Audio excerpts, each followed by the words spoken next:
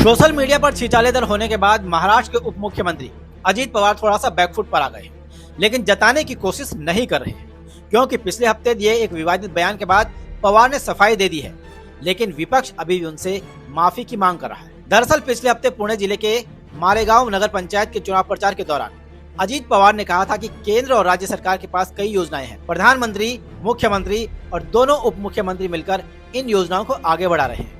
अगर आप एनसीपी के सभी 18 उम्मीदवारों को जिताएंगे तो फंड की कमी नहीं होने दूंगा, जितनी घोषणाएं की हैं सब पूरी करूंगा, लेकिन अगर आप मेरे उम्मीदवारों को काटोगे तो मैं भी फंड काट दूंगा।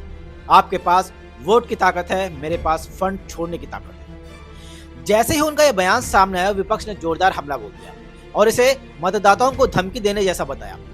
किसी ने उनसे माफी की मांग की है, किसी ने आचार संहिता के उल्लंघन पर कार्रवाई की मांग की है, तो किसी ने कुछ। कई विपक्षी दलों ने आरोप लगाया कि पवार मतदाताओं पर दबाव बनाकर चुनाव को प्रभावित करना चाहते हैं। जिसके बाद जिंतूर की जनसभा में अजीत पवार ने इस मामले पर सफाई दे दी है। पवार ने कहा कि पिछले 35 वर्षों में वो अलग अलग राजनीतिक और प्रशासनिक भूमिकाओं में रहे हैं और इस दौरान उन पर कई तरह के आरोप लगे, लेकिन उन्होंने हमेशा कानून और व्यवस्था का सम्मान किया है। इसके साथ ही पवार ने यह भी कहा कि मीडिया मेरे फंड से जुड़े हर शब्द की निगरानी कर रहा है। कोई भी बात होती है तुरंत उन्हें यानी कि अजीत पवार याद आते हैं।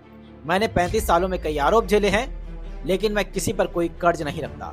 मैं आचार संहिता का पूरा सम्मान करता हूँ। उन्होंने ये भी स्वीकार किया कि काम करते समय गलतियां हो सकती हैं, लेकिन उनका उद्देश्य कभी गलत नहीं रहा।